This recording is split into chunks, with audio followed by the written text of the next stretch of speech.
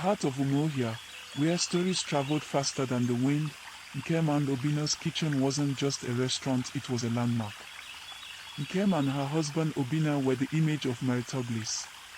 6 years, no child, but full of warmth and success. Nkem was everything a wife should be: gentle, respectful, prayerful, and strong. Obina. He was once the envy of every man. A hard-working, charismatic provider with a smile as warm as the food he served. But suddenly, he wasn't. It didn't happen overnight. First, it was his late nights. Then the strange perfumes. Then the coldness. Obina began ignoring Nkem, brushing her off like a fly. He laughed louder with other women. This got worse. He was no longer himself. His infidelity was now public knowledge.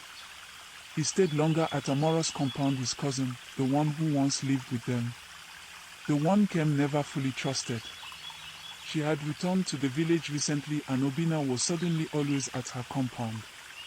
He would rather sleep over at Amora's house rather than his own. The villagers noticed. What's happening to Obina? How can a man change like that toward a woman who worships him? Nkem is not perfect, but she doesn't deserve this.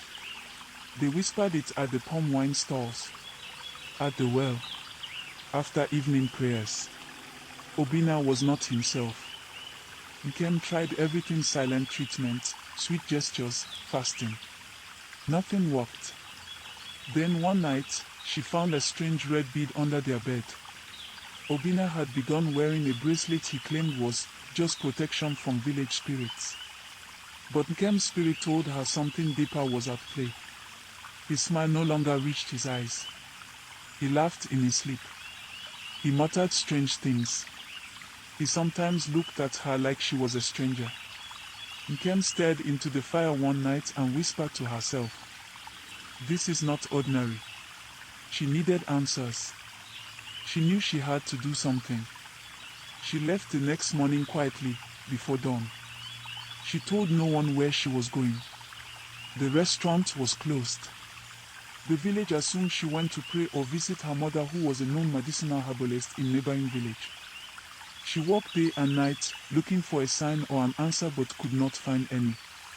She gave up hope and set to return to her home at night. On her way through the forest, she stumbled upon a mystery in the thick forest that beamed with strange lights. She approached the lights and to her surprise it was a strange shrine. There was Mama Ogodi. Blind. Feared. Dreaded. A woman people spoke of in riddles. Nkem was terrified, summoned courage to enter the shrine as she was determined to find answers. As they entered, Mama Ogodi didn't look at her.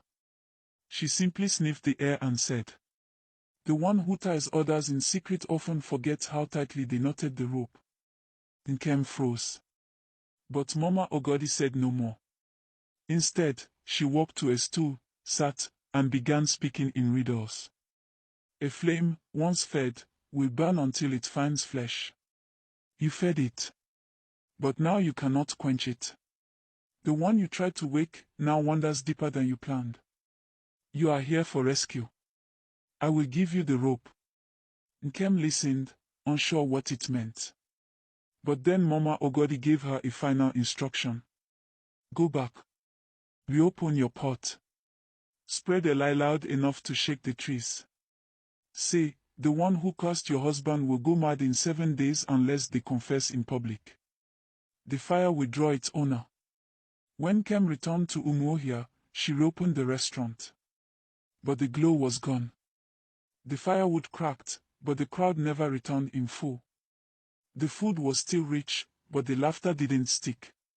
Obina was present, but his mind drifted. Still, Nkem served food with grace and smiled like a woman who had found answers.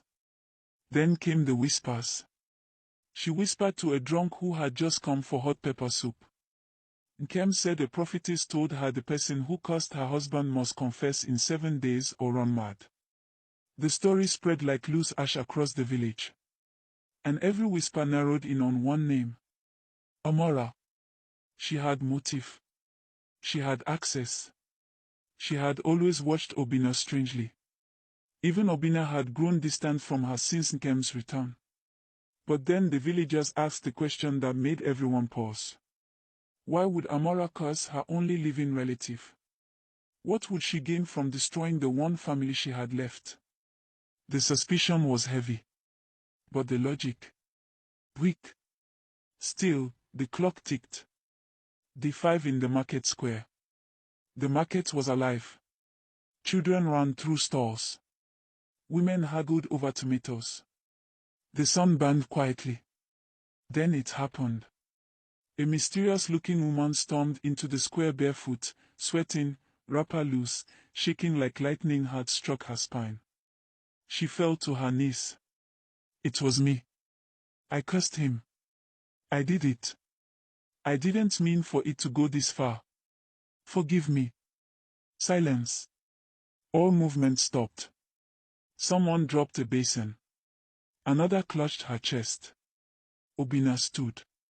Nkem froze. The woman's face was hidden under robe.